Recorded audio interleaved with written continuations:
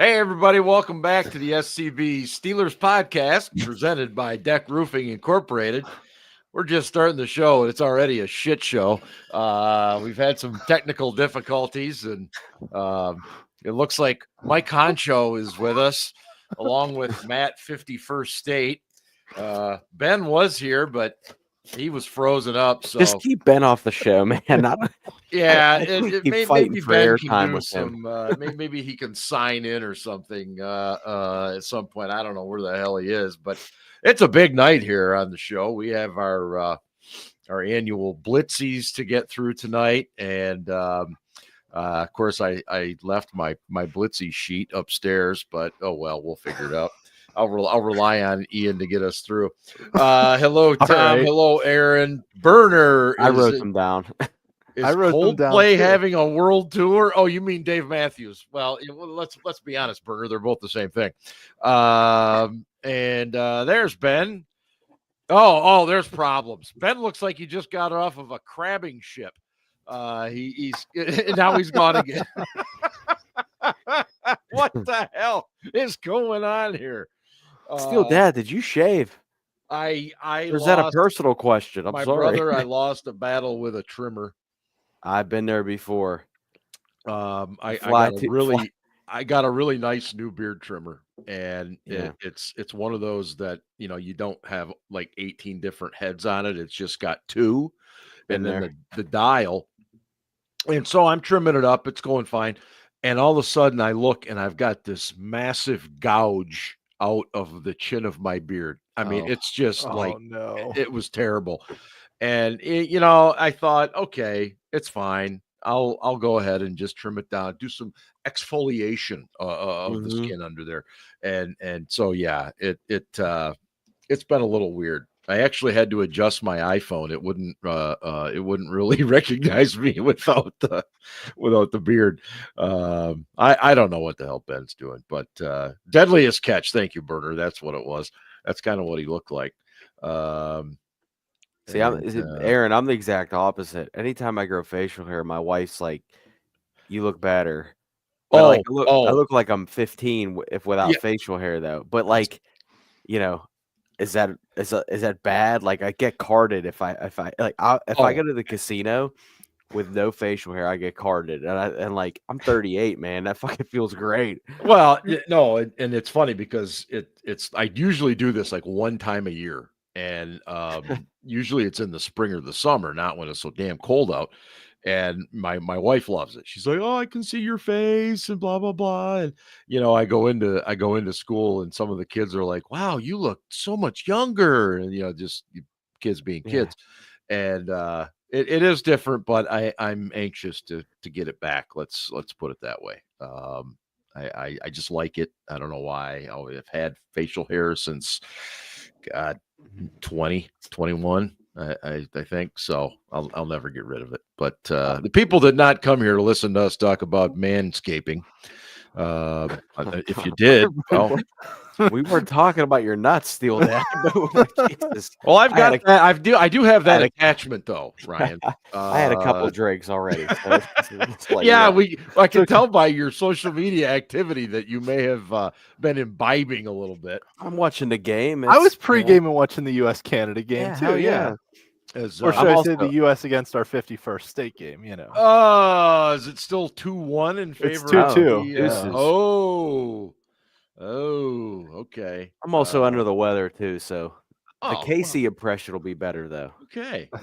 Well, I don't know where the hell Ben is, but I'm gonna. No, I don't want to ban him from the studio. Do you? Just some real quick Steelers news before we get into some of the predictions we had going into the 2024 season, and then we'll get into our Blitzies. And our Blitzies are, they'll start off very basic, our team MVPs, offensive, defensive MVPs, but then we've got a host of other awards that, they're a little out there. And that's really probably the part that you'll want to be here for. We actually have an award named for some people in the chat as well. that I felt was probably overdue. So we've got that as well.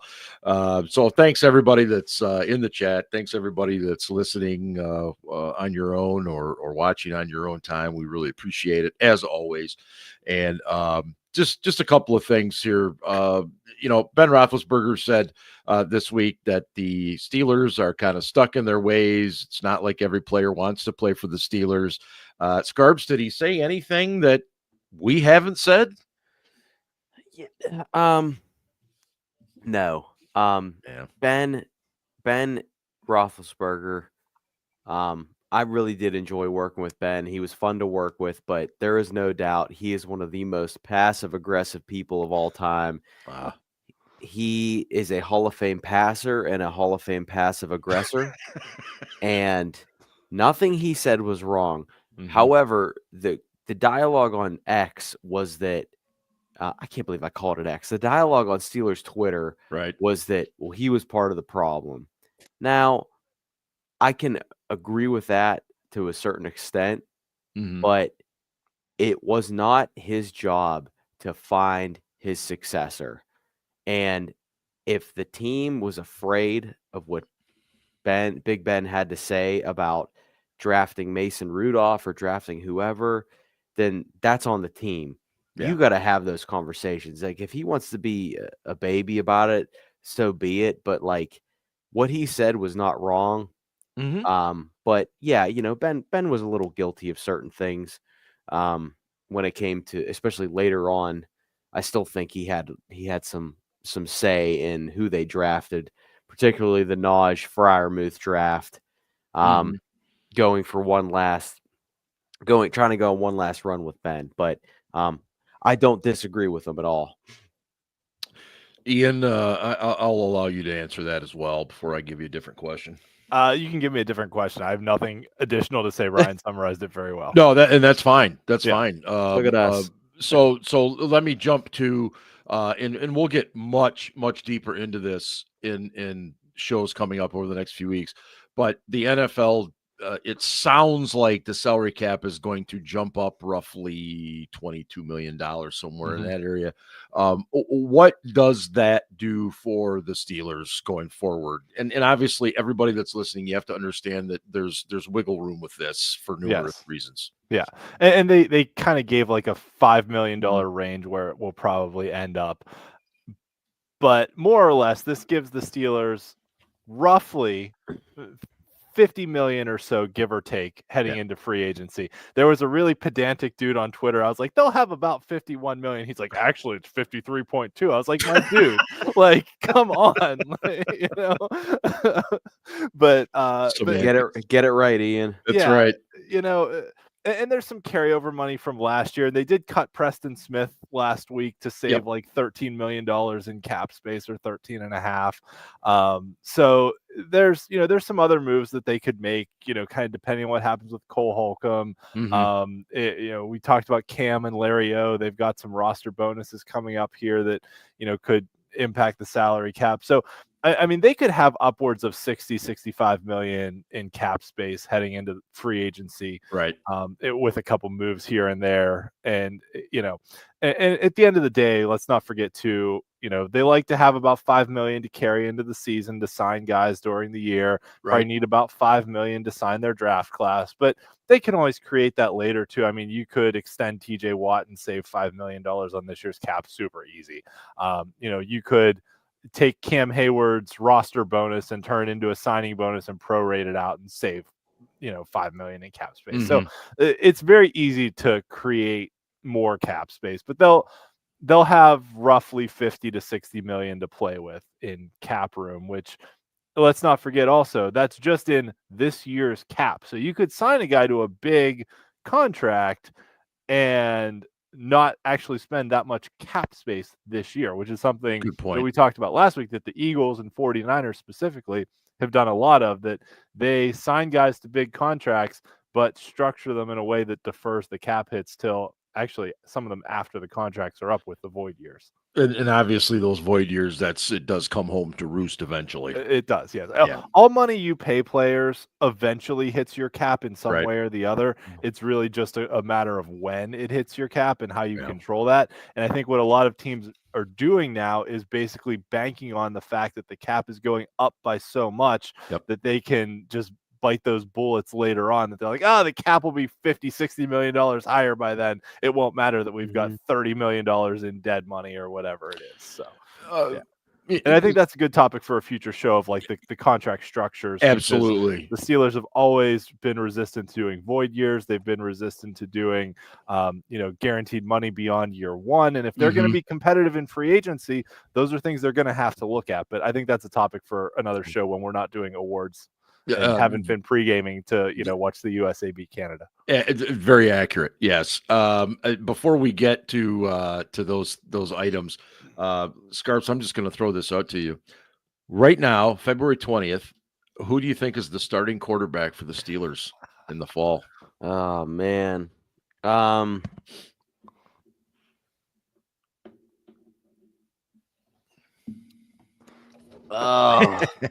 fuck. I think it's gonna be Ben, Russ. nice hat. Hi Ben. I think it's gonna be Russ, and I really hope I'm wrong because I can't take his fake bullshit. And I've said this on the show. I'm a huge Russ fan. I've always been a Russ fan, but I really prefer the Russell Wilson from Seattle in Denver. Not same fucking way there. Way there. Okay. Yeah, but he wasn't wearing my team's colors, and like, right. It is different. It's different. Totally different. Ian, who's the starting quarterback for the Steelers in the fall? Oh, well, so I was talking to my dad yesterday, and for those of you who know, my dad comes up with fantastic quips all the time. Yeah, and he said, Ian, if the Steelers sign Aaron Rodgers, we're selling our season tickets for the entire year. Like, just flat out, just selling the whole season. He's like, I want no part of that. And I was like, I don't disagree with you. So really, as long as it's not Aaron Rodgers, I'm probably maybe okay with it. But I'll say, just to be different than Ryan, I'll say Justin Fields. Okay. I think he's cheaper and younger, and that's probably the direction they go. Yeah, and I do want to preface, part of the reason I'm asking this is because like over the last 2 weeks, we've heard stories that, Russell Wilson is Mike Tomlin's guy. And we've heard that Fields is liked by other members in the front office and the staff.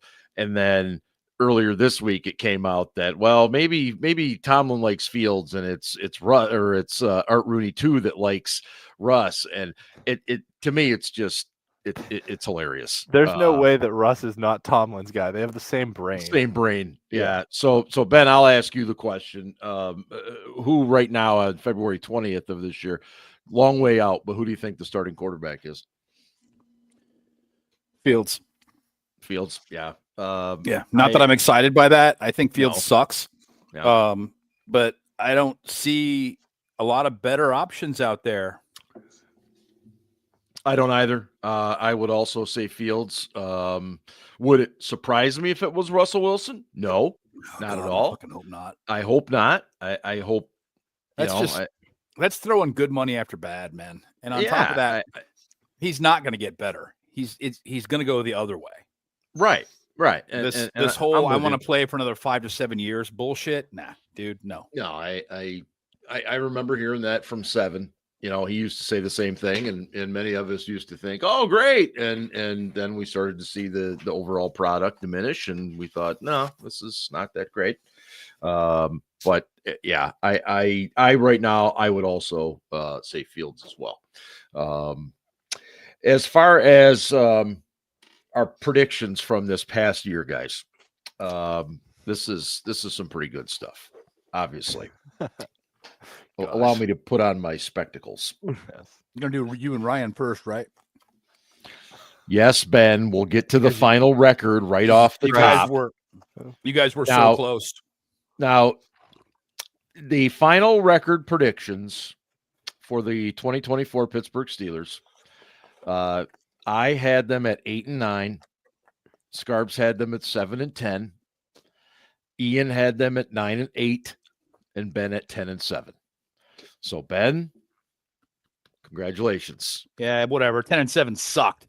It especially considering it was 10 and 3 at one point. Exactly.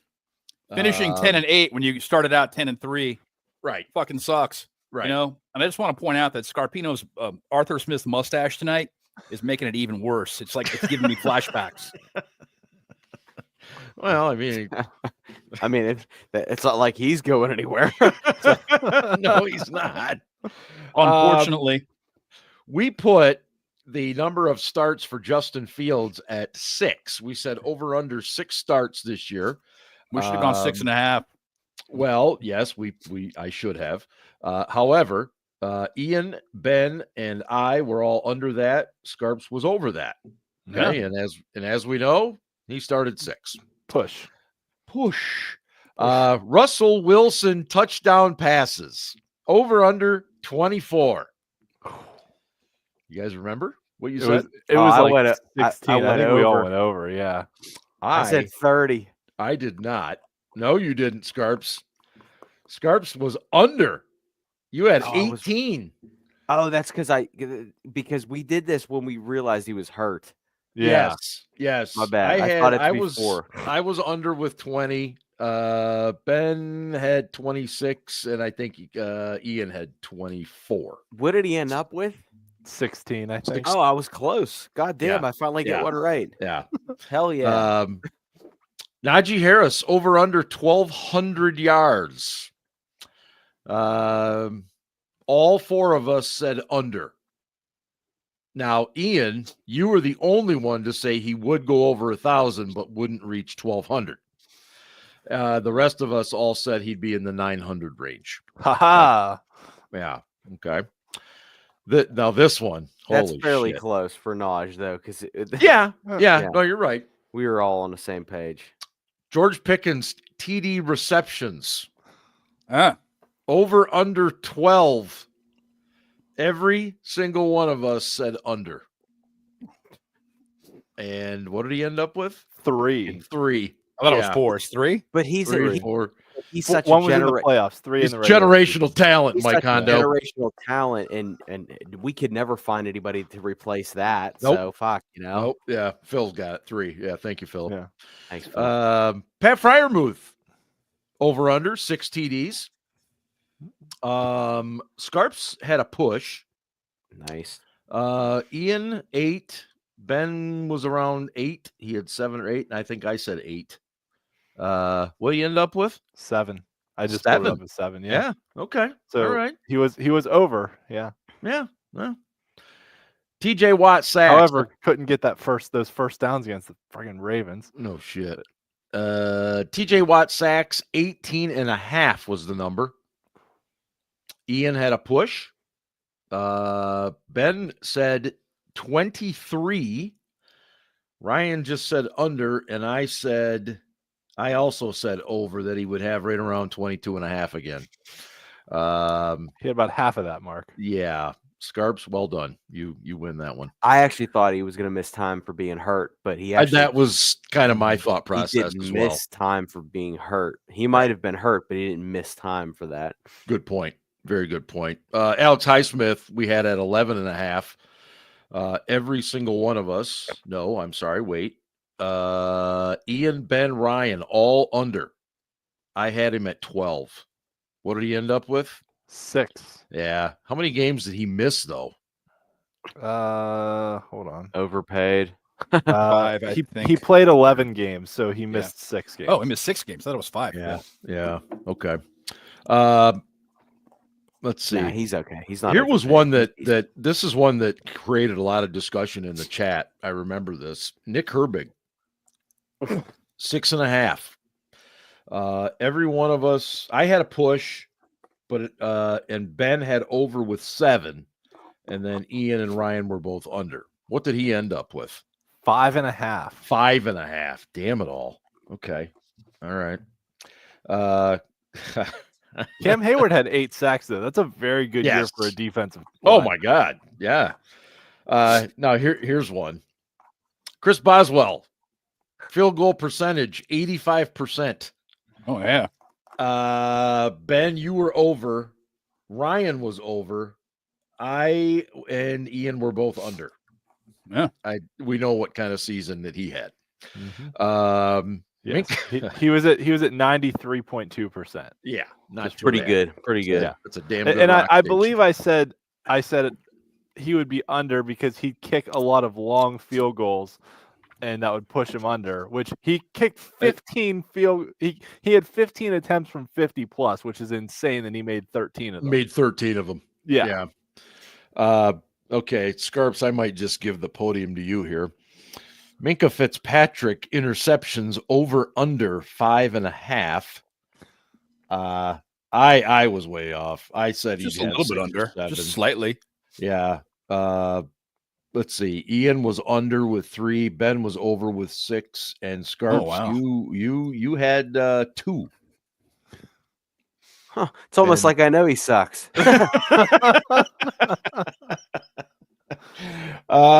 Mean Joe Green Rookie of the Year award. All 4 of us took Zach Frazier.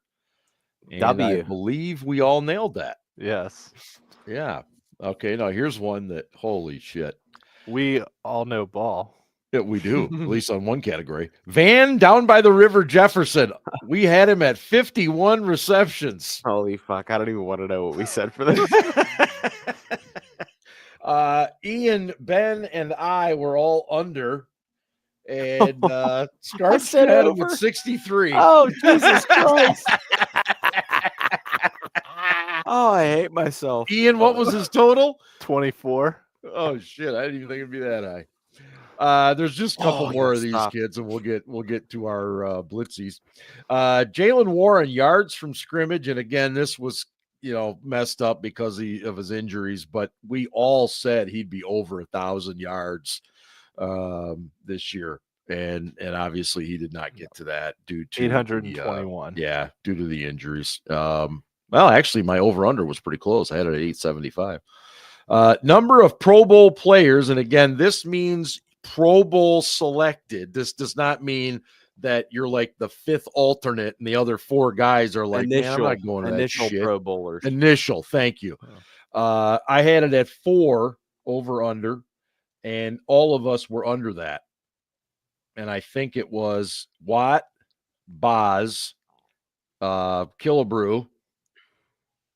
Was there Cam? a 4th? Hayward. And Cam. There it is. 4. That was a pushy.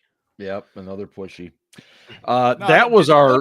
Did Killebrew make the? I don't think he made it. He didn't make the first ballot on the Pro Bowl. Oh, I thought he did. No, he was an All-Pro, but he went to the Pro Bowl by default because somebody else didn't want to go. Yeah, well, maybe we. Okay, I'd have to go back and look, but I think you might be right. There were only 3 guys. Remember that, and I know it was Boz for sure. Yeah, I know it was Boz, Watt, and Watt. Yeah, and Cam. So that's got to be it. Yeah, I'd have to go back and look. We then gave our predictions for the entire NFL. Just real quick, AFC East. Ian, Ben, and I had Miami. Minkah was a Pro Bowler as well. You know what? You're right, Ian. I just looked it up. We had 4. That's right. He was Boz, Minkah. Boz, Minkah, Watt, and Hayward. Yeah. Thank you, George. George Minkah was on it too. Christ. Minkah was surprised by it. He was like, I could. That's more of a participation trophy than Kenny Pickett winning a Super Bowl. Oh, you know what? It is not that bad, dude. Speaking of Kenny Pickett, give me 1 second. What? Oh. Jeez, is Kenny Pickett in Steel jersey Dad's house? Is Kenny Pickett in Steel Dad's house? I was looking Mark for has something a earlier. Kenny Pickett signed ball. Well, no, that's not a Kenny Pickett signed ball. It's a Kenny Pickett bobblehead. I'm going to send this. This is going straight to Casey Kasem in the mail, and I expect that it's displayed behind him for eternity. Holy shit. Yeah, fine folks at FOCO sent me that a while ago, and well, as you can imagine, I don't have it displayed. Okay, AFC East. Ian, Ben, I had Miami. Scarps, you nailed it. You had the Bills. Yeah. AFC North. This was fun. Okay. Ian and Scarps had the Bengals. Ben and I had the Ravens. Nice. AFC South, Ian, Scarps, and I had the Texans. Ben had the Jags. Because you are a Jag, Ben. I purposefully said Jags. AFC West, all four of us, Kansas City. Okay. NFC East, Scarps, you took the Cowboys. I did. I was the rest dumb. of us took Philly. I'm sorry. NFC North, and this was kind of interesting. Ian and Ryan had the Lions. Ben and I had the Packers. Ben loved the Packers in the preseason show, I remember. Well, he's not the only one. NFC South, three of us had Atlanta. Yeah. Scarps took the Saints, and I believe it was the Bucks. Yeah. Wasn't it? That's the only one we that was just like the team that it was almost a default thing. Yeah, like it was basically this is the team that doesn't want it the least. It really was. Hit the post. And then in the NFC West, all four of us took the Niners, and of course that just was bad. That was a total implosion. Injury bug. Yeah. Injuries, everything. We had in the Super Bowl, Ian had Chiefs, Lions. Ben both had number one seeds. Correct. Let's see. Ben had Chiefs, Packers. Ryan had Chiefs, Niners. And I had Texans, Packers. Mark. Hey, both of those teams made the playoffs. Come on. They did, in fact, make the playoffs. You're right. They did. And I can say with most certainty that none of us had the Eagles, who obviously won the Super Bowl. Detroit, KC, San Francisco, I had Houston, and I'll never pick them again. So as you can see, we are not experts. That's why we're doing this podcast, ladies and gentlemen. But but I mean, the people that get paid millions of dollars to they're wrong more than we are. Yeah, exactly. Yeah. But yeah. Okay. So our Blitzies. Now you'll notice we're not all in tuxedos tonight. That's because we don't have tuxedos. I don't have the categories. Scarps, I'm guessing you might have a tuxedo. Did you ever have a tuxedo? Not since fucking senior prom. Okay, I wondered if maybe what color was that tuxedo there, Scarpino? Yeah, were you like Lloyd from No, Dumber it was tux or it was black, white shirt, pink tie. Okay, all right, very nice. ZZ Top, sharp dressed man. Ben, what color was your senior year tux? I think that was in 1890. I hate myself. He is frozen. He's frozen. What's the matter with this guy? He's like John Wayne right now. Ian, what'd you wear for your senior prom? I did not go to my senior prom, and it was actually one of the best decisions I ever made. So I'll tell that story another time. Okay, but it was long story short. I did like speech and debate in high school, and I qualified for a national tournament that was in Boston.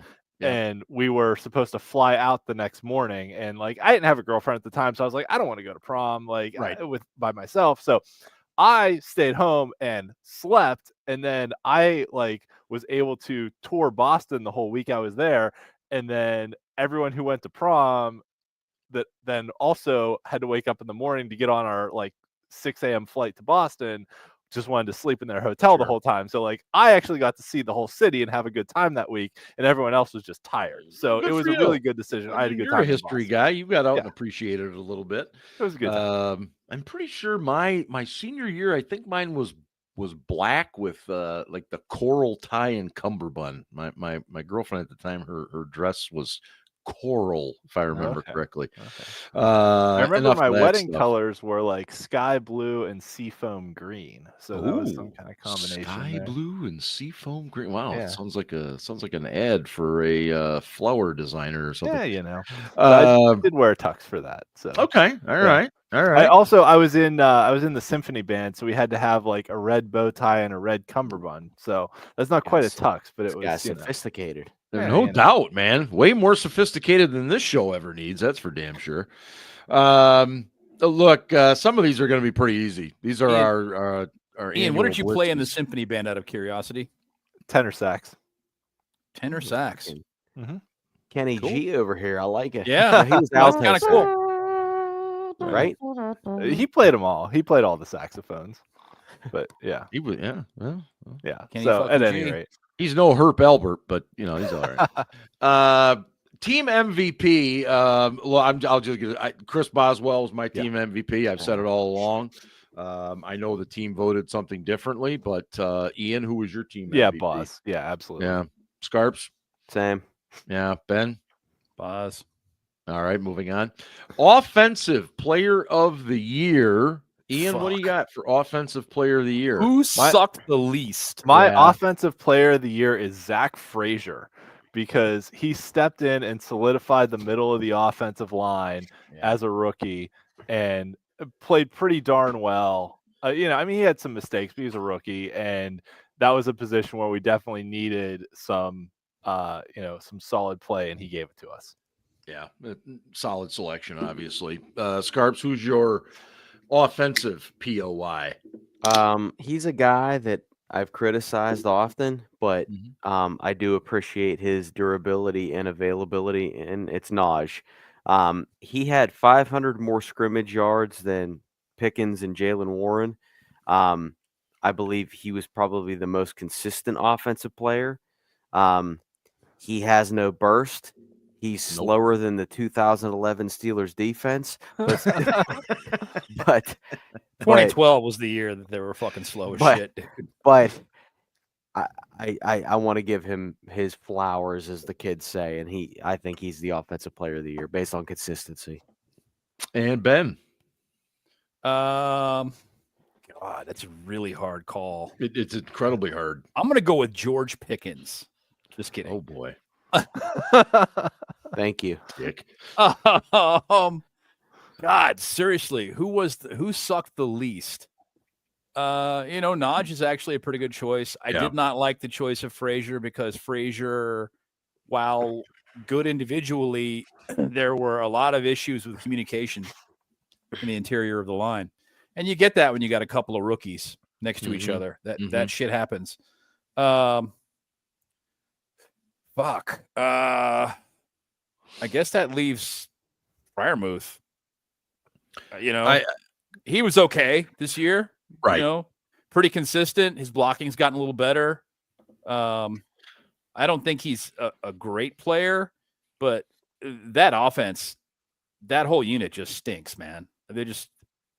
Well, I think in a lot of ways, the fact that we're all kind of struggling to find someone just illustrates how ugly this offense was. And I'll just, I think Najee's a great pick. I think Freiermuth, there's plenty of reason. I think Frazier, there's reason.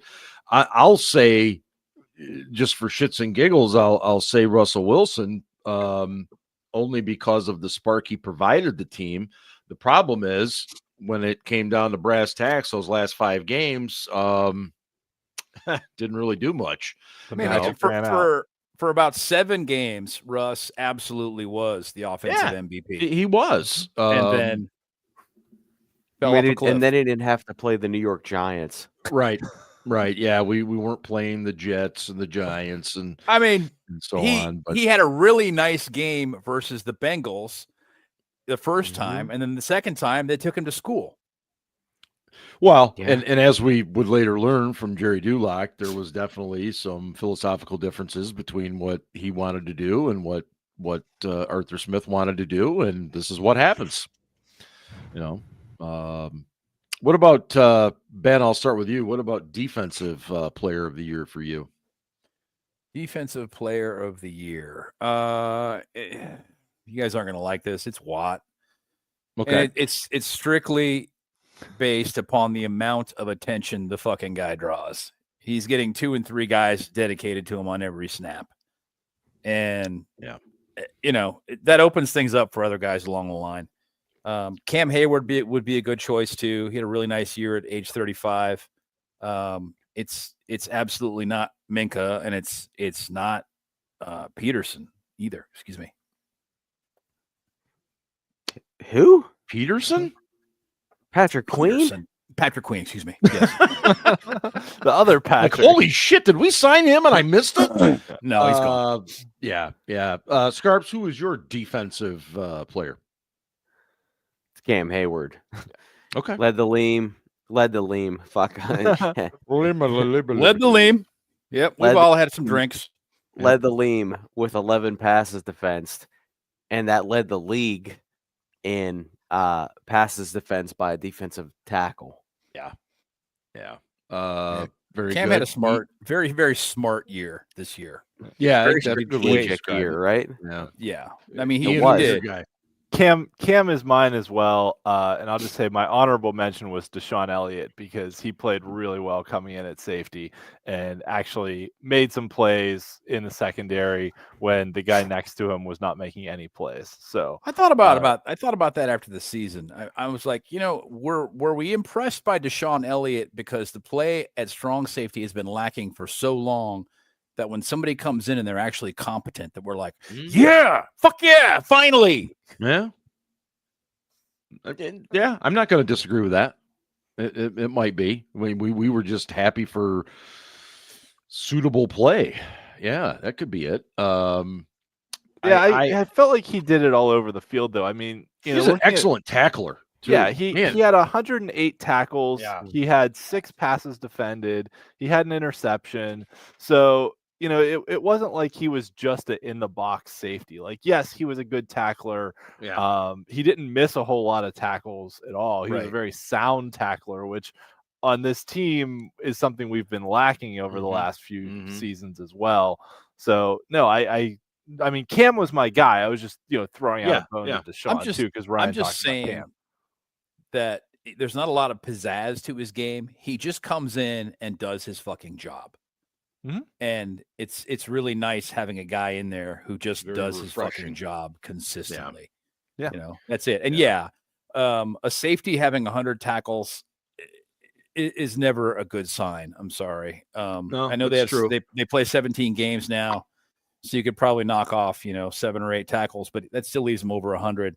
And a safety having 100 tackles that's not a good sign for your front. Your defensive front. And there are a lot of people that want to make the case that the Steelers have the best defensive front in football. They don't. No. Sorry, they don't. I mean, I don't know how anybody can say that after watching them get gashed for 300 yards on the ground versus the Ravens. They don't. They weren't gap sound. 299 after those kneel downs. Exactly. After the kneel downs, it was 299. You're right. Thank you for that correction. I appreciate that. But yeah, they weren't. Their gap integrity was shit for a lot of the year, especially the last part of the season. December's when you're supposed to be playing your best ball, man. And if your name wasn't Cam Hayward, you weren't. Yes, the scheme was dumb. Going straight after the running back and ignoring Lamar versus the Ravens was fucking stupid. But the gap integrity was crap too. Because I really thought got the ball. He was just like, yeah, well, fuck, this is easy. I can get to the linebackers easy, and then it's a foot race. I really thought that to borrow a term from Bugs Bunny, their strategery against the Ravens, I really thought that was kind of the death knell for Terrell Austin. And I did, and I definitely probably hoped more than I thought practically. Because he's still the defensive coordinator, and that's not going to change. He's still under contract is the problem. Also true. But be that as it may, my MVP, and I totally understand where Ben's coming from. There were so many times this year where watching TJ Watt, I found myself just thinking, man, I mean, this guy's got to just be wondering, what in the hell do I have to do? There's this guy, then another guy, then another guy. So I get that. I just think at the age of 35, Cam Hayward had an unbelievable year. And I know that he is probably watching the show right now, waiting for me to name him the defensive player of the year. So Cam, absolutely. Well done. Special teams player of the year, Mr. Scarpino. I'm going to start with you. Not named You want Boswell. to say not named Boswell since Not named Boswell's Boswell. Yes, I was. I didn't have Thank you. Boswell. I was going to put that little caveat in there, and I forgot. Thank you. I'm going to give him the player of the year, but he is a folk hero that we thought would be a wide receiver 2 potential. That's Ben Skoranek. 8 special teams tackles, down some balls. That's what she said. He was just a very good special teams player. But again, not a wide receiver 2 guy, but a guy that I don't know what his contract is, but that's a guy I would want on my team for a variety of reasons, but not wide receiver 2. No. When you said wide receiver 2, I thought you were going to pick Calvin Austin because he returned that punt for a touchdown. But no, he's whatever. I don't really. Go ahead. Mr. Skoranek Pedantic was mine too. Yeah. Okay. Yeah. Skoranek. All right. And Ben, who's your special teamer? Are you Ted Williams again? No. Or John Wayne? Whoever was frozen. Ted Williams and Walt Disney. Yeah. Can it you sure guys looks hear like me you're or not. Can hear you, but you're frozen. Well, we can hear you, but you are frozen. Okay, well, I don't know what's going on. Let it go, Ben. Corliss Waitman. Yeah, he did step in and play. He had a very nice year. Good call. He did, man. I mean, I don't know if he's going to be punting for the Steelers next season. Yeah, but either. I think he'll be punting someplace. He acquitted himself quite nicely. Yeah. And given all the nightmares we've experienced as fans, right? When punters go down, especially early in the season, Waitman coming in and doing some nice things and getting better and better as the year went on at placing the ball was like, fuck, this guy. This is a really pleasant surprise. I think you put it perfectly, Ben. The fact that we had been through absolute misery with punting, and then we finally get a guy. Cam Johnston was just killing it in the preseason, and he gets knocked out in the very first freaking game. So I agree. I think Waitman did a great job. My guy would also be Skoranek. I think he brought and that's no disrespect to Miles Killebrew. I think Miles is kind of like, you're always going to get top level performance from him. Agreed. I just think Skoranek brought a level to the special teams that was a little different, little better this year. My screen is black again now. That's great. Well, we're still seeing you as Walt Disney right now, frozen in time. Maybe if I stop my camera and bring it back. Yeah. I did want to address a question, and I think this was it Tom that asked this? Yes. What are we drinking tonight? That is always an important question for this program. I am finishing off a little bit of my Four Roses. I have an exciting new bottle next week that I know Ian will approve of. I'm not going to say what it is, but I haven't had it yet, but I'll be trying it next week. Mogan David 2020? No. And I have my Shorts, very nice India hazy ale, pale ale here as well. Look at that, it's back. There he is. Ben, what are you drinking tonight? I am drinking Space Dust Hazy IPA by Elysian, and that's a good beer. I'm going to pour some tequila. Like it is a really good beer because I got a little bit of tequila in this bottle, so probably should drink it. All right. And how about Mr. Scarpino? What are you drinking tonight? I was drinking gin and tonics, but I've transferred to the to the White Claw.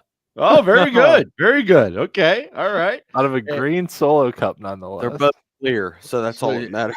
So much for that song, Red Solo Cup. Ian, what are you drinking tonight? So I've in my Steel City Blitz glass got some Conway's Irish Ale that's in my keg back there, and then in my other SCB podcast glass, I've got some Redemption Rye. So terrific! Always a good choice. We're big fans. Ian, did you buy that in advance of St. Patrick's Day? Was that the idea there? Mm-hmm. Nice. Smart move. You know, I swapped out my keg of Christmas beer that was empty, and they had the Irish ale, and I was like, well, St. Patrick's Day is coming up. Good. Yeah, just real quick before we get back to our Blitzy Awards, I just wanted to mention that I believe, and correct me if I'm wrong, but I believe it's the 100th anniversary of the Dum Dum, if I'm not mistaken. My kids told me that this morning. Yeah, so Dum Dum. Yeah, that describes everybody that graduates from Ohio State. Yeah. Or Western Michigan. Seems very fitting. This is Aaron. The real Ohio University. That's right. The Ohio University. Yeah, they stole the from us because damn right they did. Insecure and lost to Northwestern tonight. I might have bet Ohio State. Just saying. Okay, back to our Blitzies. Aaron, that was all Ian. I just did the delivery. See you, Vinny. Let's see here. Rookie of the year, Ian. Who? Frazier. I mean, we all picked Frazier at the beginning of the year. That's Frazier. There we go. I went with someone different. You did? Okay, I did. Who did you go with? Because I assumed everybody was going to pick Zach Frazier. I went with Mason McCormick. I don't think he played amazingly, but he overachieved though. He started. He was pushed into that role. He was a mid to late round pick, and at least for the first couple games, he was doing pretty well. I think he regressed maybe a little bit, but according to Pro Football Reference, and I know some people out there don't think that that's reputable, but. Oh, yeah. Pro Football Reference isn't, but he had the same adjusted weight value as Zach Frazier this year. So I want to give that a little bit of credence. So some Creedence Clearwater Revival to Mason McCormick. dude, looking out, Acrisure. Love it. Most valuable free agent, Ben. Who was the most valuable free agent? Is Ben with us, or did he freeze it? Oh, there he is. Okay. Oh my God, I'm still here. Here's a guy who prepared for the Blitzies.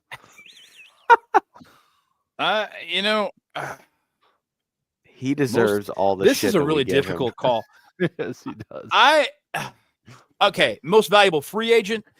I'm struggling to pick an offensive guy, but it was Queen. I mean, he didn't do great. He led the team in tackles. What the fuck are you drinking? Let him finish. Sorry, my bad. Sorry, Ben. That's my fault. He came in and he was pretty solid. He wasn't the superstar that I was hoping for, but he also wasn't paid like a superstar. He wasn't paid $20 million a year, $25 million a year. He was paid 13.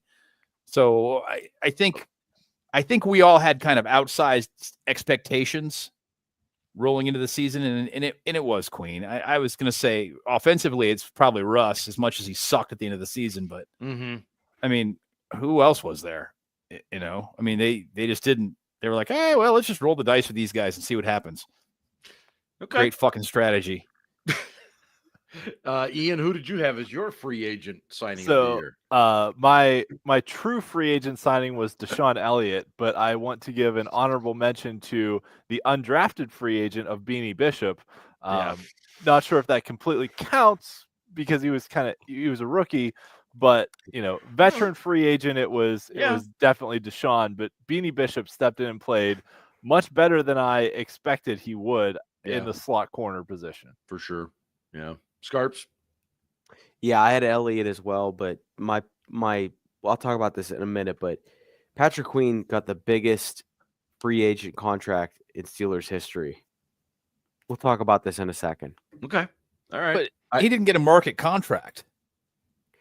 The dude did not get a market contract. That's fine. I will just tell you that you're measuring it in terms of dollars.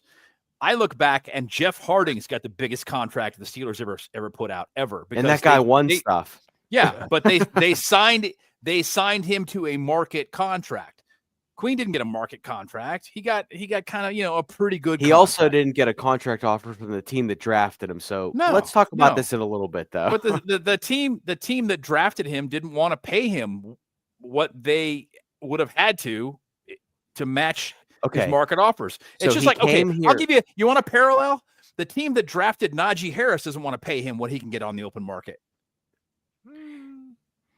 I don't know what All he right. can get on the open market though. He's He's going to about get more to than get $6.7 million. He's going to get $8 million. So do I. If you got $8 million, let me borrow some. Yeah, really. I will also keep this extremely short. I'll say Elliott as well. So therefore, if we had a best or most valuable free agent, who was the least valuable free agent signing of this year? The Jonathan Scott Award. The Jonathan Scott Award. Some of you may remember Jonathan Scott, otherwise known as the Turnstile. Ian. All right. I really wanted to pick Cam Sutton because he sucked ass, but I am going to go with Cordero Patterson because of the asinine way he was continually used throughout the year. That's a really good call, but that's a coaching decision. I agree with you, though. So He I'm was gonna go with worthless. Patterson. He was also 32nd in kick return average. 32nd. Yes. Yes. Terrible. They brought him in for one fucking reason, and he failed miserably. Ben, is it safe to say he's also your selection? No, I'm going to go with Scotty Miller. Oh, Holy shit. That is All funny. right. Fair. Okay. Fair. Scotty Miller was a waste of fucking space. I cannot believe he made the fucking team. I'm okay with guys like that coming in and going to camp and, fighting it out. Mm-hmm. But, I've said this like 47 times now. Najee. Scarpino. Yeah, I've had some drinks. Hit the nail on the fucking head. Najee Scarpino? What the fuck are we talking about? Right Back now? in July, Scarpino says the Steelers have got the best group of number 5 and number 6 wide receivers in the league. Yes. And they do. Yes. And the majority of those guys were slot receivers. I was like, what the fuck are you doing? Let's just sign a bunch of guys and see what happens. That was their fucking plan. I don't disagree. Then they tried to trade for Christian Kirk and he got hurt. And, they tried to trade for Brandon Ayuk and they thought it was going to happen. At the last second, it fell through. So Right. Ayuk never really wanted to come to Pittsburgh. No, he was playing out there for more money. Yeah. Scarps, did I get yours? Least No. valuable? No, Go for but it. Go for it. I'm sorry to the audience that I thought Van Jefferson was going to actually be a contributor to this offense. My least valuable free agent's Van Jefferson. Yeah, good choice too. Yeah. I mean, any he wide was- receiver addition, you could just be like, yeah, any but one of those he guys. was Good call. He was just terrible. Yeah, that would be my pick too. I did enjoy the Van down by the river Jefferson references, and I'll miss those because I don't think he'll be back. And I hear he's a really nice guy, and everybody loves Yeah. him. Oh. he's a good teammate, Yep. and Yep. yada yada yada. Yep. Whatever, man. Our next Blitzy Award, and I think this one is going to be a clean sweep. Assistant Coach of the Year, Scarps. I actually went with Aaron Curry, who's no longer here. Wow. Okay, I was wrong. I thought the interior or the inside linebacker position group as a whole Mhm. was actually pretty good. I didn't. Individually, well, so I look at that as while I was disappointed with Patrick Queen, I thought Landon Roberts was solid. I Yep. thought Peyton Wilson is. was really good as a rookie. He And then overachieved. I think, okay, listen, let me fucking finish. No, but I'm I fucking went with agreeing Aaron- with you. Not telling I you you're went- dumb. my bad. You usually do, but I went with Aaron Curry, who's no Okay. longer here. All right. Fine selection. I wouldn't have gone with Curry simply because of the run fits with the linebackers. They were consistently out of position and giving up too many fucking yards, especially late in the season. The games after Thanksgiving were bad. I don't know a better way to put it. Mhm. So, yeah, I'm going to go with Danny Smith, which is what you thought it was going to be to Correct. begin with. He's a coordinator, though. He's an assistant, though. Yeah, that's fair. I didn't pick a coordinator. on purpose. That's fine, though. I'll take the blame for that. I could have specified a little that's bit fair. more.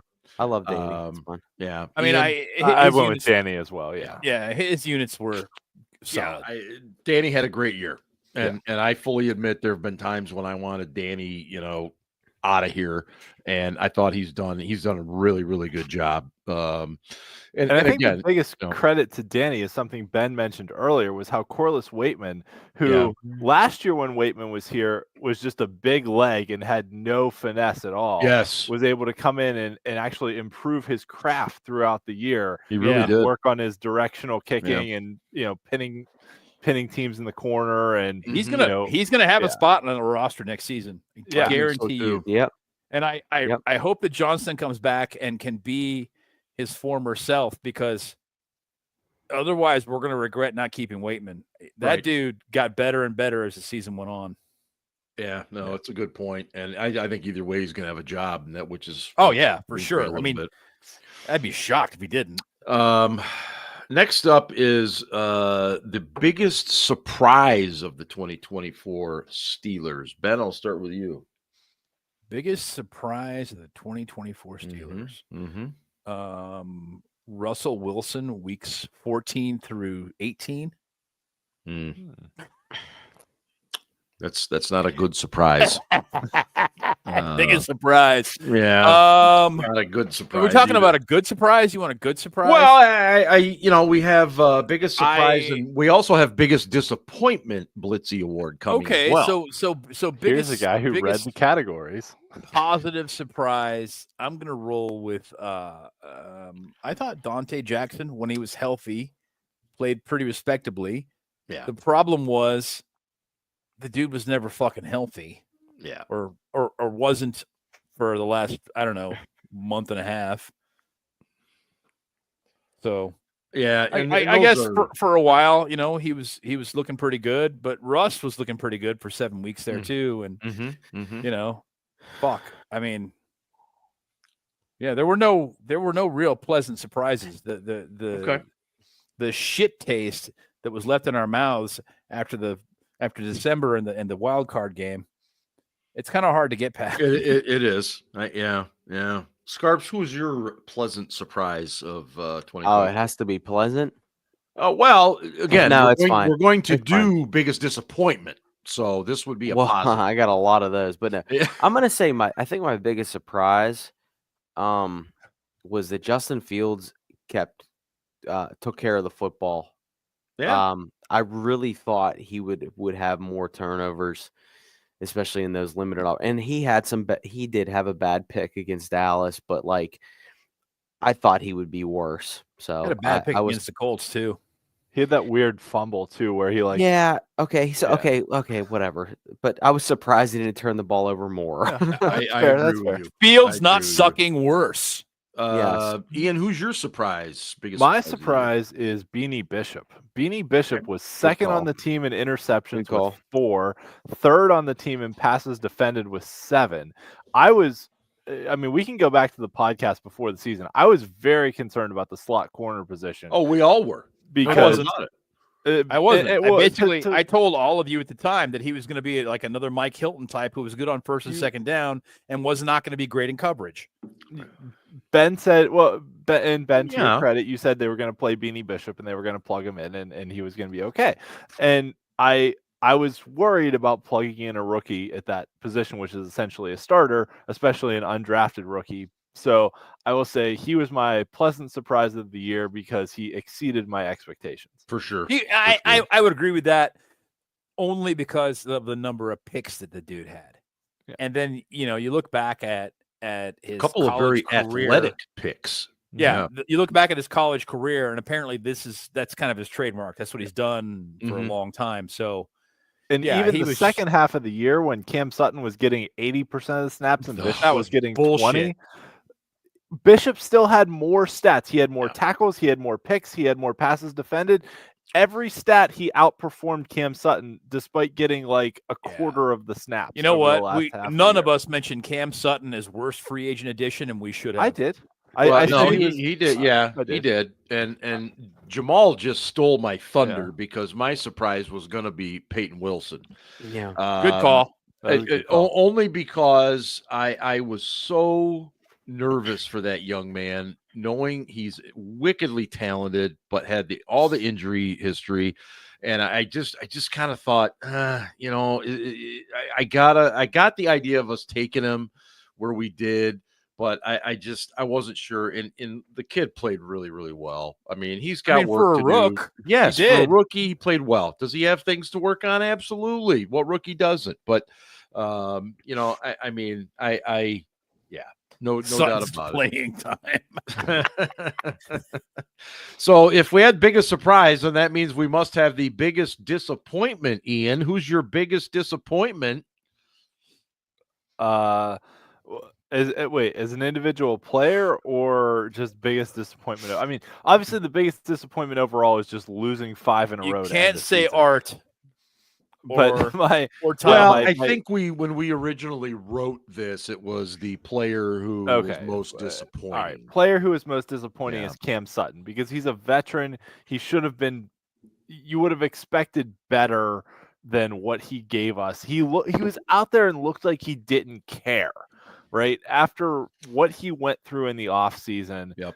And just like you would think he would want to prove to teams that he's still like worth it, but he just was out there going through the motions and not covering guys and blitzing whenever the hell he wanted to. So Sutton was my biggest disappointment. Yeah. Scarps, what about you?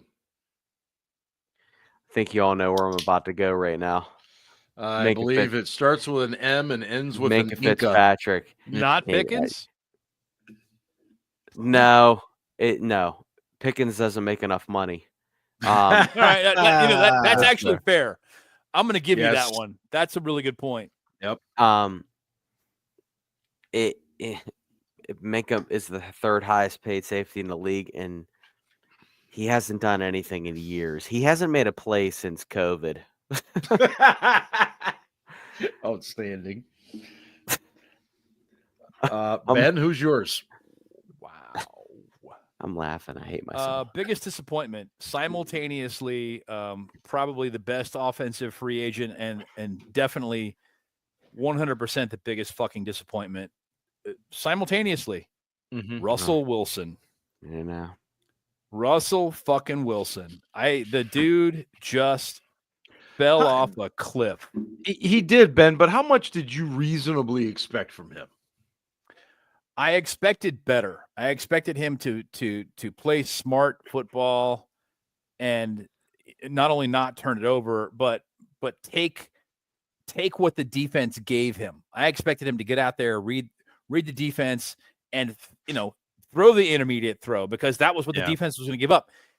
The defenses got to the point where what they started covering was the short pass and the long ball, and that was it. And they let the middle of the field open because Russ never threw it there anyway. So why the fuck? I mean, who cares?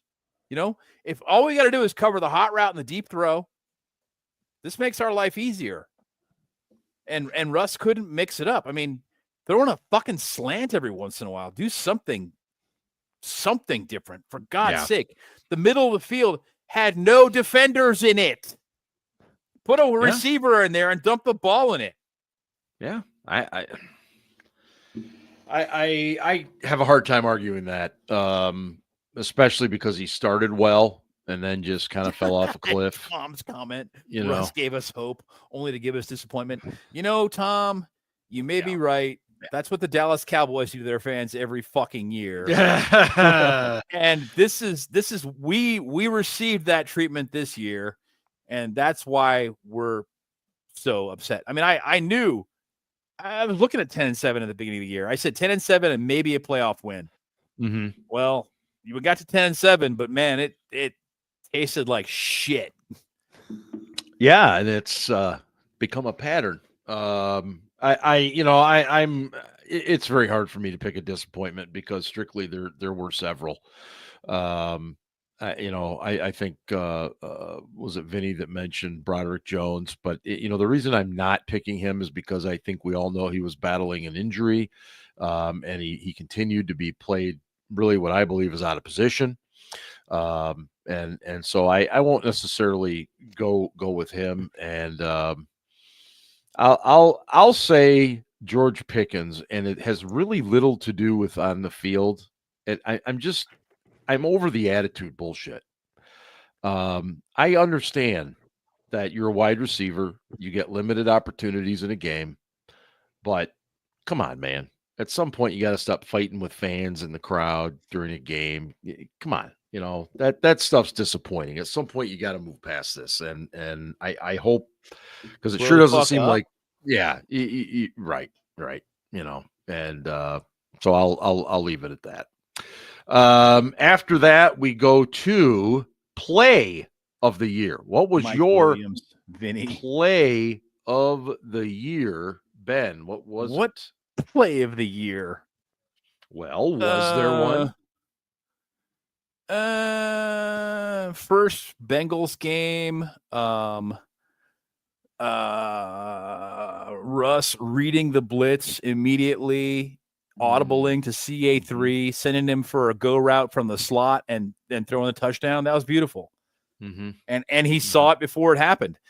Where the fuck was that guy the rest of the season? Where was that?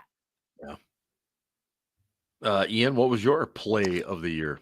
Mine was the Peyton Wilson interception. He took the ball away from Justice Hill against the Ravens. Yeah, we were up 15-10 at that time in the middle of the fourth quarter. They were driving to potentially take the lead. And I mean, anytime you beat the Ravens is good. And that was a big turning point, because we went down and Boz kicked the field goal, made it 18-10. And then they came back and scored a touchdown, missed 2-point conversion. So the Peyton Wilson pick was mine. Okay. Scarps? Plays of the year, December 15th, 2024 at Philadelphia. Eagles got the ball at their own 3-yard line with 10:24 left in the game. Oh, boy. And proceeded to run 21 plays for 88 yards and run out the clock. That's when I knew it was over. Yeah. That's an excellent call right there. Anything that I would say, Ryan's play of the year last year at the Blitzies was when Mitch Trubisky threw that pick that let Mason Rudolph come in. So I mean, he might be honored that you remember. Ryan picks the play that pissed him off the most as play of the year. This year was tribe of the year. There were several plays this year that I thought of play of the year, but like, think of it in terms of shit that changes the tide of the. Was there anything fucking good that happened that you liked this season, Ryan? Yeah, Russ to Mike Williams in Washington, and then they never used fucking Mike Williams after that. But because Mike Williams sucks. Okay, does he suck, or does our coaching staff suck? Well, let's put it this way: I think it's safe to say that Mike isn't going to make $10 million a year this season, and isn't going to be a big contributor on whatever team he lands on. But it's funny that we might get the guy that shit on him. Aaron Rodgers. Aaron Rodgers. I had somebody ask me about that today. Fuck Aaron Rodgers, and then are you guys really going to sign Aaron Rodgers? I fucking hope not. I don't see it. I don't either. My play of the year. Did Ian go take a leak and forget to turn his mic off? No, I do hear some dribblage. Ian was rinsing out his beer glass. Ian, I knew it. You were pissing. I fucking knew it. Ian is Frank Drebin in the stall during the Naked Gun movie. All you had to do was turn your mic off, Ian. R.I.P.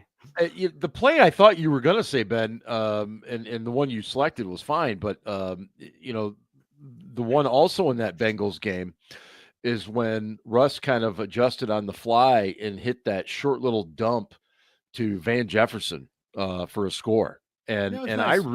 I really thought that was going to be a catalyst. And I thought, okay, they're letting Russ cook. They're finally letting him make some calls at the line of scrimmage. For one game. And as it turned out, but at that time I thought, this is great. This could be really, really positive going forward. And as it turns out, it was not.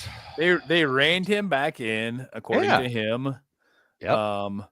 And he definitely played more conservatively the rest of the season. So I think no doubt there probably is some truth to the narrative he's trying to put out there. By the same token, I don't know. The Steelers have a different point of view on it, obviously, and they've made that clear. And I think the truth probably lies somewhere in the middle, it usually does. Yep.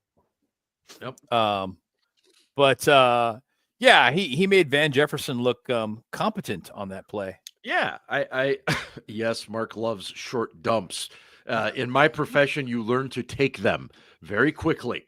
Yes. And I'll just still, I will go to my grave saying Ian went to take a leak after he turned his camera off. I was sure. Yeah. refilling my beer. We heard the piss hitting the toilet. I can always roll back the tape later. We can get an analysis. I did rinse my glass out in the sink because all you had to do was turn off your mic, dude. Yeah. That's it. Let me move on to the next one, which is this is where we start getting into some variation, ladies and gentlemen.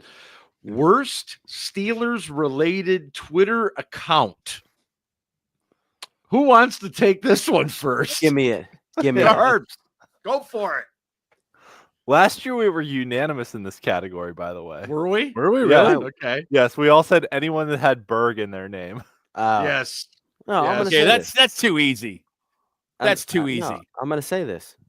Steph to it rules. Yeah, that's a really good choice. And I wanna be real about this. Yep.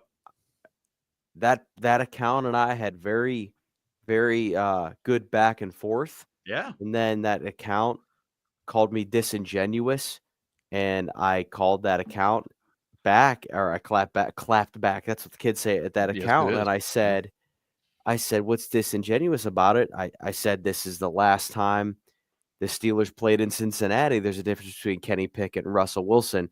And he was trying, or he or she or that person was trying to say that I wasn't giving credit to Mason Rudolph. And that person obviously doesn't know that I'm the biggest Mason stan ever. And that person, Steph to it rules, blocked me. So that blocked me too. So I blocked him or her back.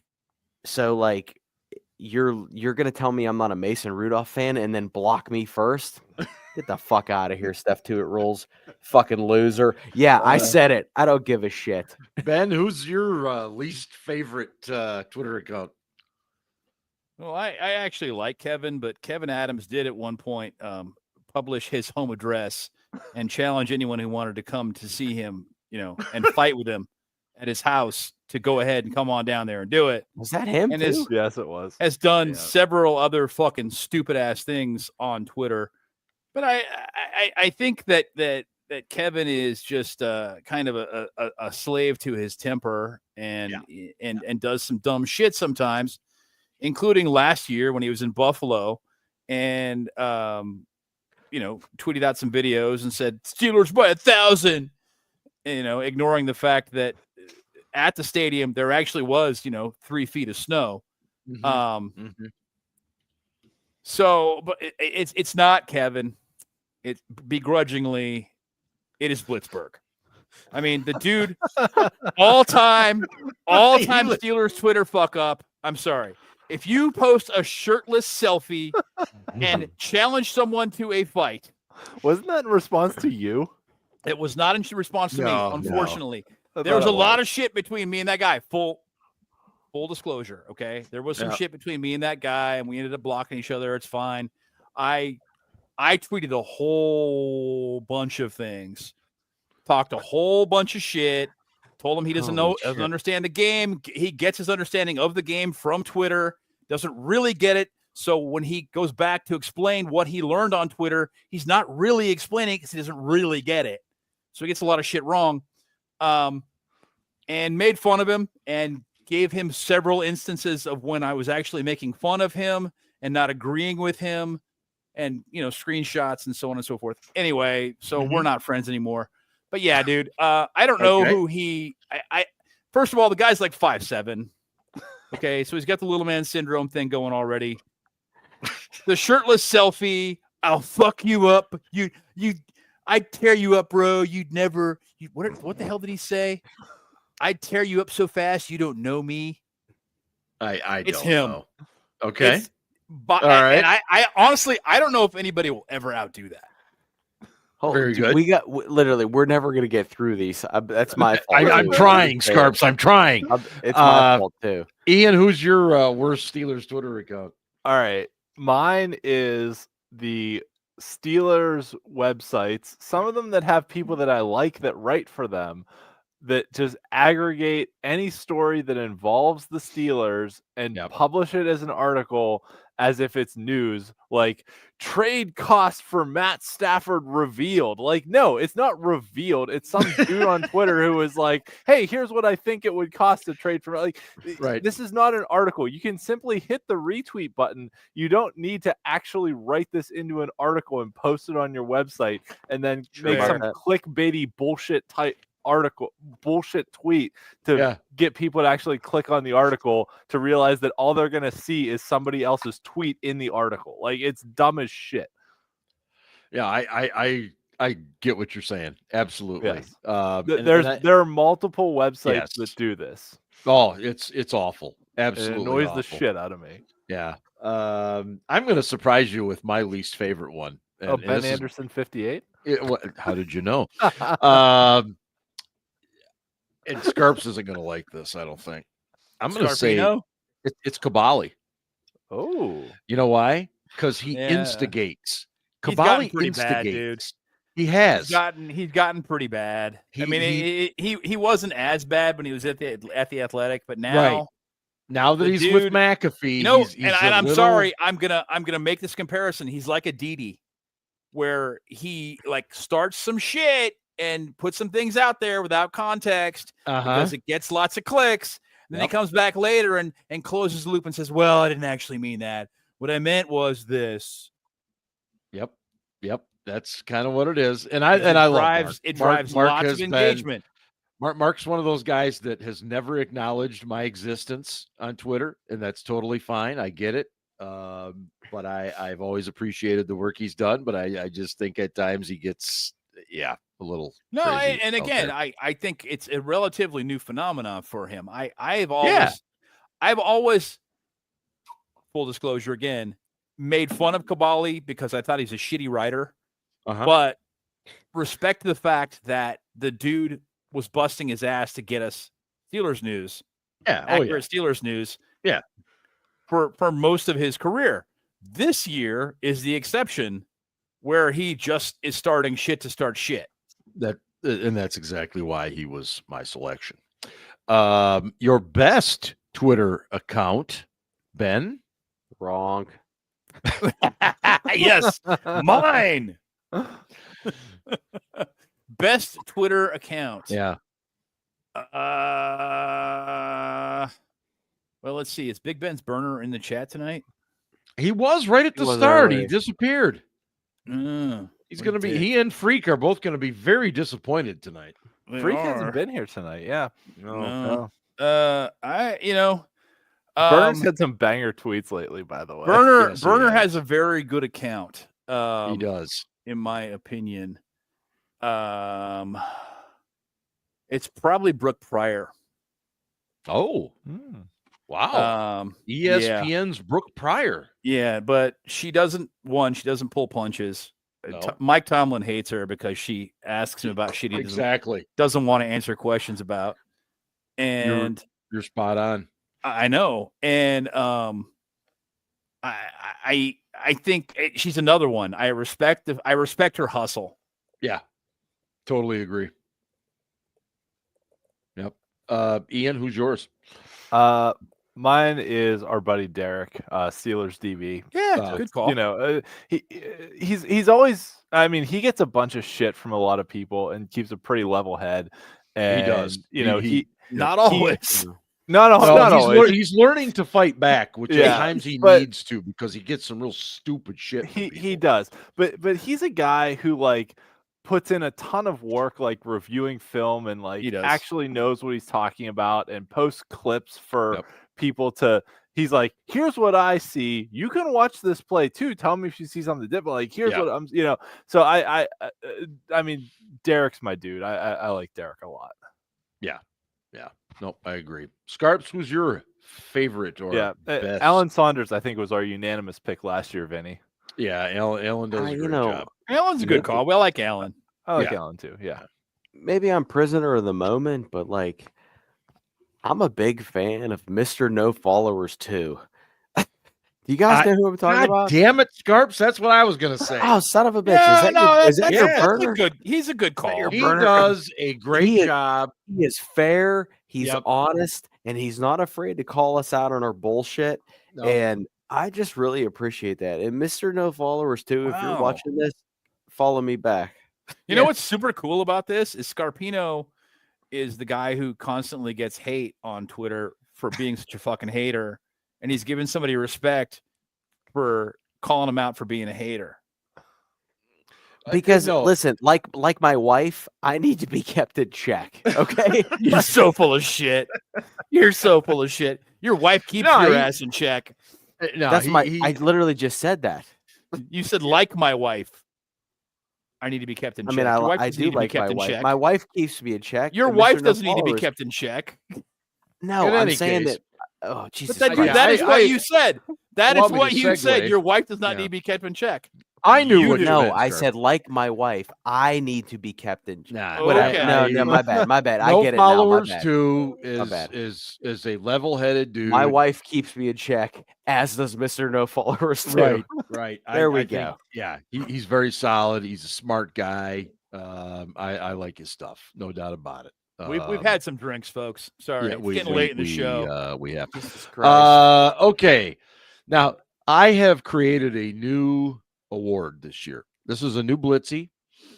It is called the Burner Freak Award for funniest person in the chat.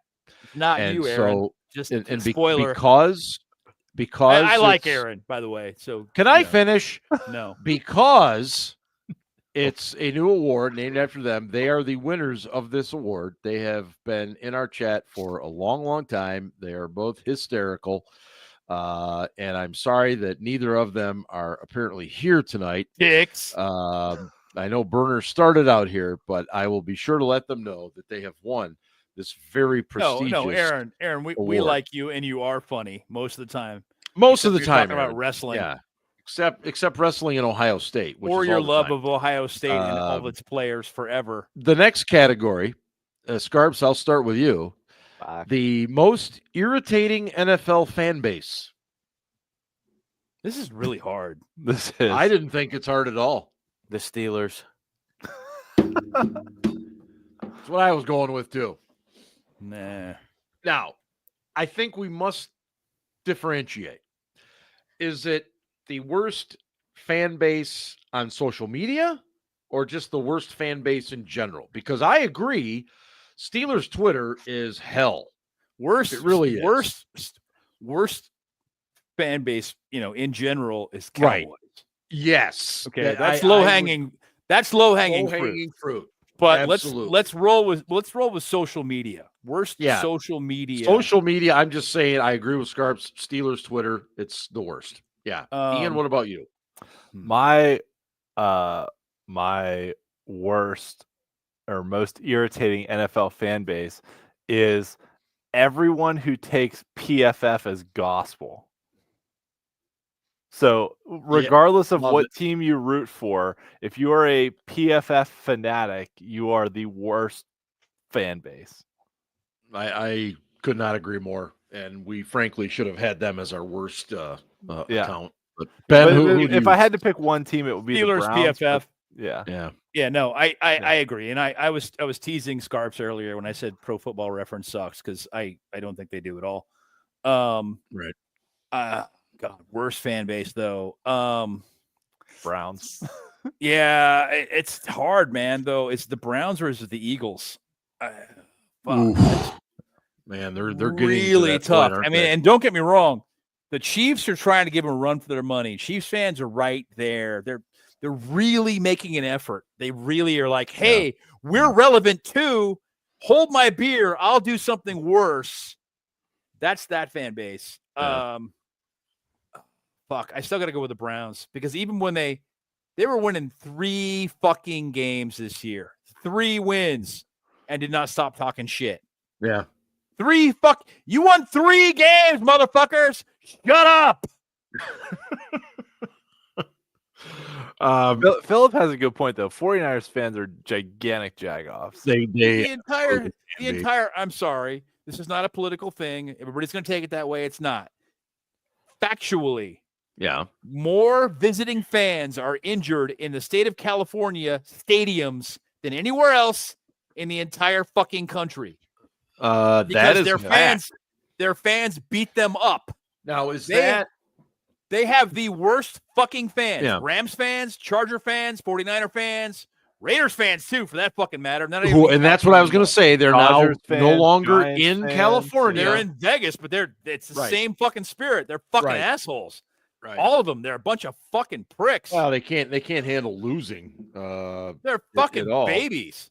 And Canada has just defeated the United States. So the 51st state has gained its revenge. You know what? That's some fucking bullshit too. We should all protest right now. But seriously, it is what it is. The California fans, and they're bad winners too, for that matter. What was I going to add here? Hold on. I got to get back to my notes here. I'm going to skip this next one and finish with that. Instead, I'm going to go to player you most wish was a Pittsburgh Steeler. He's on another team. Who's the guy you wish was a Pittsburgh Steeler? Ben, what? This is easy. Okay, go ahead. Joseph Burrow. Wow. Okay. All right. Wow. Holy fuck. I'm stunned you said that. Yes, wow. Ellen DeGeneres. I would like her to come and play quarterback for the Steelers. Macaulay Culkin. Wow. Okay. Scarps, who's the player you wish would come and play for the Pittsburgh Steelers? Penei Sewell. Yeah, good tackle. That is an excellent not a quarterback. Pick. We really need a quarterback. Right. I understand. I went into that question with, I know we need a quarterback, but like, who is a guy besides a quarterback that you could build a fucking franchise around? Sure. That fucking dude. He's a dude. He's a Hall of Famer. Like, he's gonna be. That dude here would be fucking. He would kill it. Yeah, I could not agree more. Ian, who is your player that you wish was a Steeler? So I approached this question as somebody who legitimately could have been a Pittsburgh Steeler but was not. So for example, right, like Brandon Patrick Mahomes, Josh Allen, right, like we were never in position to draft any of those guys. So like they never could have been Pittsburgh Steelers. Okay, right? We never had a pick that could have taken them. Right. But however, like Jalen Hurts was on the board when we picked Chase Claypool. So that's a legitimate option. Yeah. But I'm going to go with a little shout out to Steele's son here, who after we drafted Kenny Pickett came into Mark's podcasting room in a rage and said we should have taken Malik Willis. No, he said he said we should have drafted Trent McDuffie. And Trent McDuffie has turned into a hell of a cornerback. Okay. And if we he also said that if you're going to go quarterback in this pick, you take Willis. He did say that, yes. I don't know that he's totally wrong though. But in our defense, all of us on this show said we felt like Willis needed 2 to 3 years to figure out an NFL offense. Yes. And now after 2 to 3 years, he actually looks like a decent quarterback. So there's that too. Yeah. Decent backup. Yeah. But so is Kenny Pickett. But nevertheless, so true. So that's fair. My two pick, I have 2 picks. One is Trent McDuffie, because we legitimately could have had him. He was taking the pick after Kenny Pickett by Kansas City. Mm-hmm. Or Zach Bond, who was available in free agency, and we went and signed Patrick Queen. And Zach Bond was fucking amazing in the middle of. Who could have seen that coming, though? Nobody. The Eagles defense. Nobody. So, So nobody saw that coming. I mean, and he's going to get paid. Oh my God. Huge. That young man earned himself some serious cash. Young man, he's 29 years old. Like, really? Yeah. I didn't realize. So he's going to get one contract. Yeah, he's going to get one contract. So better hold out for as much as he possibly can. Yeah, exactly. But he was amazing this year, right? He was. But like the easy answer to this question is Josh Allen, Patrick Mahomes, like take it. Yeah. But like we never had a chance to get those guys. They weren't available when we were picking. So I tried to, look at who was available when we picked. And Bond never would have done anything if Hassan Reddick hadn't been like, no, I'm not playing. I'm going to hold out. And you can keep your $12 million. Yeah, fair point. Yeah. Dude, talk about the mother of all fucking gambles backfiring on you. I mean, my God. You lose $12 million, and the team that you were signed to wins a Super Bowl. Yeah. And Vinny's right. We could have had Lamar. So if I can go on a tangent for a minute, that draft where where we took Terrell Edmonds instead of Lamar, like Ben was coming off of a really good season. Like no one could have predicted he would have had the elbow injury the following year. That it was, Ben could have taken Nick Chubb. Could have taken. I think Xavier Howard. Nick Chubb. Yeah. So the Lamar pick, I'm like personally kind of okay with not taking him because I was like, well, Ben's still kind of at his peak because he just like had one of his top passing yardages of his career, all that. But the real miss was taking Chase Claypool over Jalen Hurts because that was 2020. We had no idea if Ben was going to come back healthy or not. Right. And we took Claypool instead of taking somebody who could have played quarterback. And I was not a Jalen Hurts fan coming out, and he's proved me wrong. Yep. Very often. So that one kind of burns me. But as far as Lamar, it's so hard to scout a quarterback like that in college, though, and project his game into the pros. That I don't know. I agree with Aaron 100%. Yeah. I really do. I don't see us having built an offense around Lamar the way that. And I think, in deference to Mr. Gilbert there and his love of Ohio State, that's the problem we're going to have with Justin Fields when he eventually signs with the Steelers.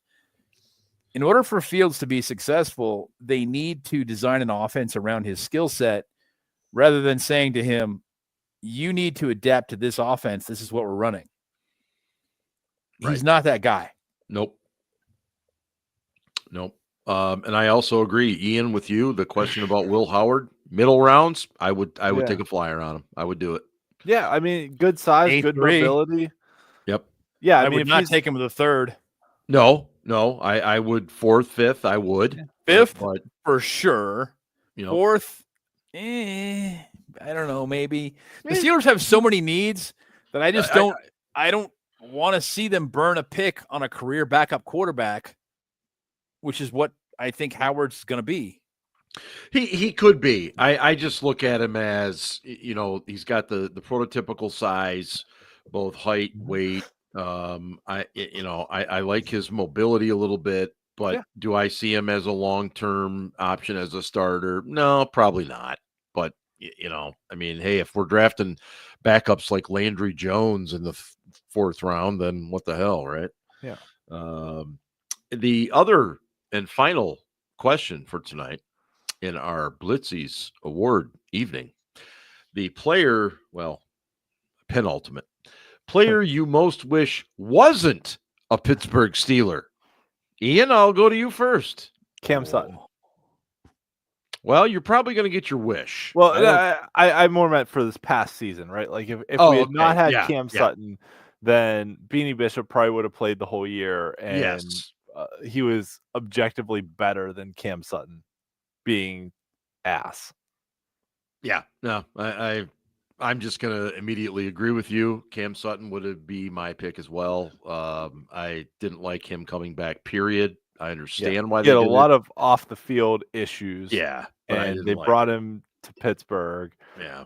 And he didn't do shit. Yeah. Ben, who is your player you wish was not on the Steelers team? Oh, shit.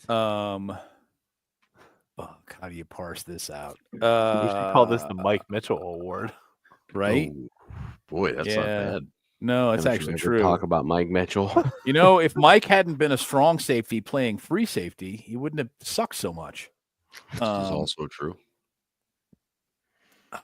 If Mike hadn't tweeted at fans, go kill yourself. That was a fun time. I'll bet. That's probably a good week for you, huh, Scarps? PR, we need you. PR. Scarps, do you have somebody? Wish. You know what? You know who and he's going to be gone. Yeah. I wish that Dan Moore Jr. had not been an option at left tackle. Yeah. I really wish that Dan Moore Jr. had not been an option at left tackle and that they had drafted someone else, because they got this guy who's kind of sort of might be good enough sometimes. So let's just roll with it because this is the only position he can play. If they had to adapt, they would have, I think, come up with a better solution there. Vinny, that's funny. A DEI player. Is Connor Hayward a DEI player because of I mean, nepotism player might be the better category, but we all agree that Little Hayward is not a fucking tight end. No, he's not a fullback. I don't know what the fuck he is. And what did Scarpino once said, that he's on scholarship because of Cam? he's here on scholarship only because of Cam. I thought that was running way late on this show. We got to stop. Real quick. Wait, you didn't ask Scarps the question. I know. I'm getting to that. Scarps, Okay. who's the Steeler you wish wasn't a Steeler? Oh man. Oh, he's got so many choices. No. I did not. I mean this. I did not see this as a category. I thought it was. I did. I'm gonna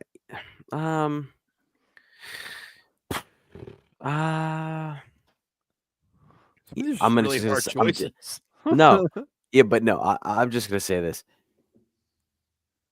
Russell Wilson, because him being here has tarnished my opinion of him. I was always such a big fan. I had such high hopes, and then he came here and just totally shit the bed. But while shitting the bed, he's like, "It's okay, it's okay. We got another mattress. It's all right. We got more sheets. We got him next week, Cam. Yes. Let's go. We got a mattress pad, sheets, and a new mattress. It's the okay. mattress pad that was on the bed before is waterproof. Yes. Don't worry about it. Yeah. Don't worry. We're gonna wash that. We won't shit the bed as bad next week. Yes. It'll be solid instead of liquid like it was this week. It'll be a lot easier to clean up. When people always say you never want to meet your heroes because they're always going to be assholes. Oh, you never want your favorite players to be Steelers. Scarpino was my hero a long time ago. Bad. Scarpino was my hero before he started on this show. Who's talking right now? I don't see anyone. Here's a guy that's taking a leak. Our very last category of holy fuck, we still got another one. Yeah, we do. We have one left. Christ, this one could be pretty quick, and then we'll get to Casey and get the fuck out of here. The best way to drown your sorrows after the Steelers lose in the first round every year. I'll tell you, the worst way is to buy a fucking billboard off of money you took from people to attend your tailgates. Wow. I can't follow that. I can't either. I can't either. I think I sucked down a pizza, had a beer, and that was it. No, I will say that. No, I am gonna follow this. And Ian will know what I'm talking about. And it's only been 2 times now. It's been twice now. It's been twice now. Steelers losing a playoffs. I go to sleep and I wake up and my son loves me and his mom. Yeah. 22 months. He wakes up, dada. Like that. I don't give a shit if the Steelers go 0-17. The fact that I wake up the next day and my kid thinks me and his mom are the greatest people currently, think we're the greatest people in the world. Yeah, that will change, just so you know. Yes, but that is a great. It is. Yeah. To drown your sorrows. Yeah, I would have a hard time topping that one, Scarps. Ben, how do you drown your sorrows after the Steelers lose in the first round every year? I saw this question, and the answer is I don't. And I'm being serious about this. There are some people that I don't know. They tend to use substances for medication. I'm not that guy. Yeah. And no judgment. If that's what you do, fucking stop because it's unhealthy. but I usually get really fucking pissed, and then I let it go. Yeah, I think that's where I am too. I take things a lot better now than I did 20 years ago. I used to get pretty pissed off. I could be moody for days and days and days after Steelers losses, and especially playoff losses, but I handle it much better now. Doesn't mean that I like it, but I just handle it better. And it is what it is. There's other things, as Garbs pointed out, other things way more important. And we're just some guys. But with that said, I want to turn this over to Mr. Casey Kasem. Oh boy. Casey's Coast to Coast, American Top 40. Hello, everyone, and welcome to the week that was February 20th, 1991. Our favorite correspondent, Ryan, is back with us again this week, and he writes, Dear Casey, whoa, we're halfway there. Whoa, the Steelers need a prayer. Oh. Casey, that's, of course, Bon Jovi's Living on a Prayer, off their 15-time platinum album, Slippery When Wet, released in 1986. Casey, according to Bon Jovi, the band named the album Slippery When Wet after visiting the number 5 Orange Strip Club in Vancouver, British Columbia. According to guitarist Richie Sambora, quote, this woman descended from a ceiling on a pole and proceeded to take all her clothes off.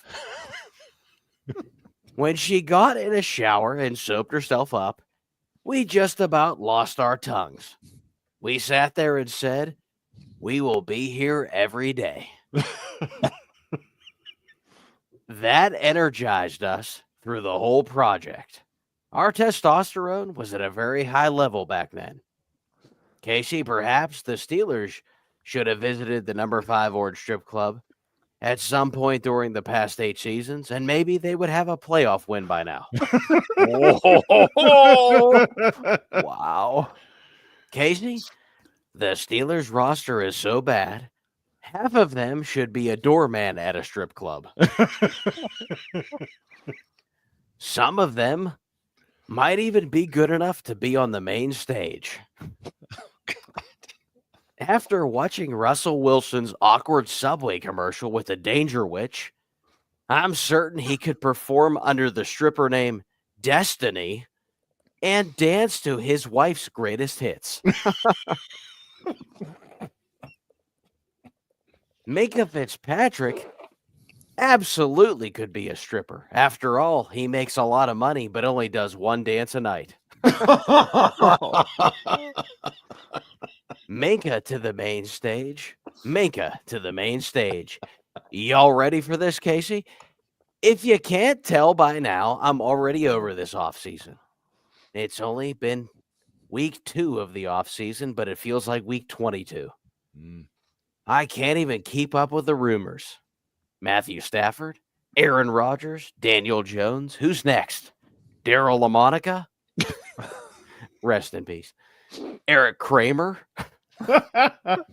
Rodney Pete? Reno Hightower? Shane Falco? Casey, we already have enough scrub quarterbacks. Oh, we've moved on from quarterbacks? We're now talking about running backs? Nick Chubb, you say? Casey, the thought of adding Nick Chubb gives me the exact opposite of a chub. I got a cramp. I laughed. Casey, it makes me softer than a Tempur-Pedic mattress.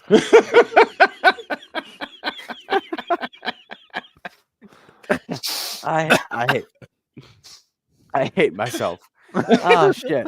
I kept it together for a while. We've had some Casey, drinks. I'll never understand the obsession with adding players who used to be good. So far, this offseason has been a wicked game. Well, Ryan, keep your feet in the ground and keep reaching for the stars and keep your radio tuned right where it is. And up 4 spots this week to number 7, here's Chris Isaac with wicked game. That was fantastic, right? Outstanding. We have, and thanks to everybody who has hung with us for almost 2 hours tonight in the off season. This is truly, yeah, I suppose we should apologize. Thanks to everybody, Variety Sports Network for hosting us. Thanks to Frank Walker Law for having us in his studio, and of course, DEK Roofing for sponsoring the podcast. Next week, we'll start getting into some of the off-season stuff, free agency, salary cap stuff, and all the other stuff. And thanks so much for being here tonight, and thanks period for listening and watching the show. I'm gonna bow out for all of us now, and don't forget, go Steelers. Ravens suck. Fuck those guys. For real.